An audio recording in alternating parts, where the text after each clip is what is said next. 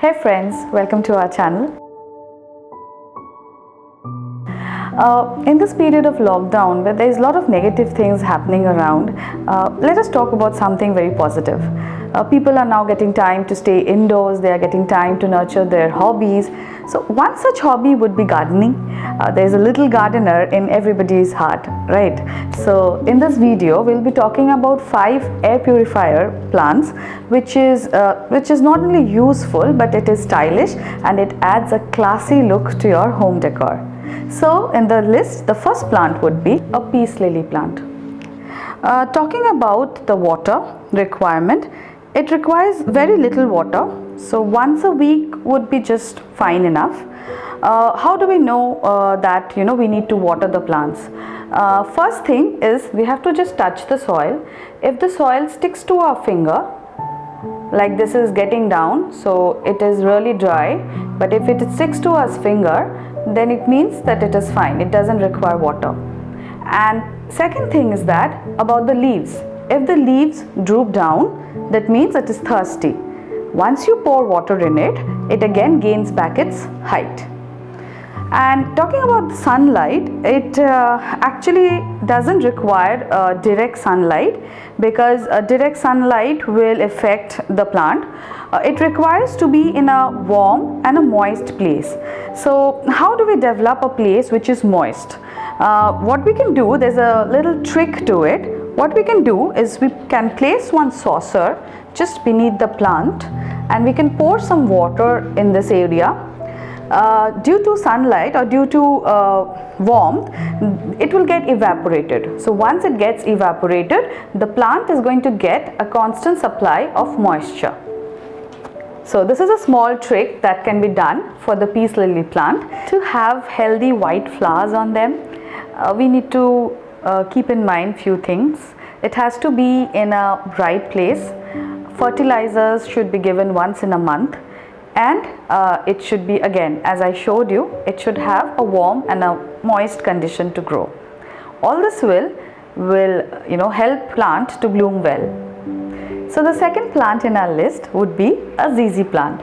This is my personal favorite, only because it doesn't require at all any care.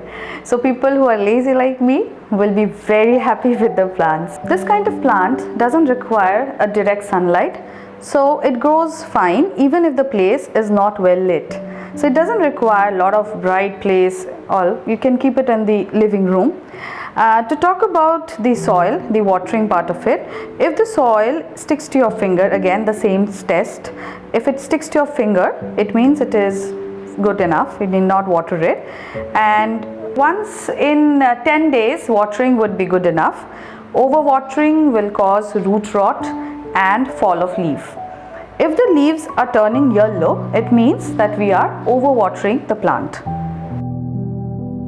These plants help in cleaning air pollutants like chemicals like toluene, xylene, which is basically from the traffic pollutants.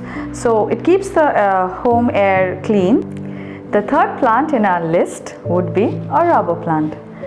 Mostly in India, we get two kinds of it, which is very much available in the market. One is a classic burgundy and second is a variegated ones. So this is a kind of a variegated rubber plant, which actually I did not get the burgundy ones, but when I bought this particular plant, I saw it gave a little bit of color amongst the green. So it is a good choice. So if we talk about watering of this plant, the soil needs to be moist, it should not be soggy. And if we talk about the sunlight, again it should not be kept in a direct sunlight area. It does good in a bright place where there is indirect sunlight. If there is too much of direct sunlight to it, the leaves will start burning like this one. The fourth plant in our list would be a snake plant.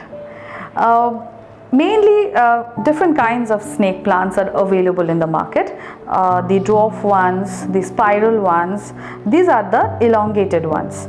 I started propagating it immediately. I bought it from the nursery, but then please do not try such stunts, because for any plant to be, just when you bring it from the nursery, it's already into a shock. So do not repot it, do not do anything messy with the plant. Just keep them around maybe 7 days, and then you can again change the pots if it is required. So but then I was too much obsessed with it. These kind of plants require very less light. I mean, it does good in low light. It does not require direct sunlight. It requires very little watering. Too much watering will make the leaf look soggy. Whenever you water such plant, give it a good drench so that the water comes out of the base. This is because it helps the roots, each root, to get water. If the leaves are drooping down, it means it is not getting sufficient sunlight. So what we can do is bring this plant out to the sunlight, and maybe after a week we can take it back again to the indoor in a well lit place. The last plant in our list would be a spider plant. This is, again, I freshly brought it from the nursery. It is a baby spider plant right now.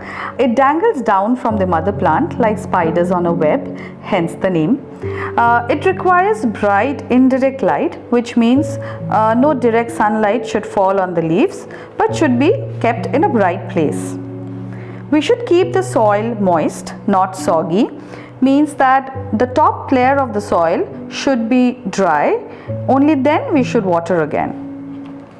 We'll have to keep few things in mind, that all the plants that we have spoken about today is toxic if ingested in larger amounts. So we should ideally keep this away from pets and enthusiastic children. So, and one more thing, studies say that every 100 square feet of area, one such plant should be there to clean up the air. So if a flat is about 800 to 1000 square feet, around 8 to 10 of such kind of a medium sized plant would be good enough to clean the home air.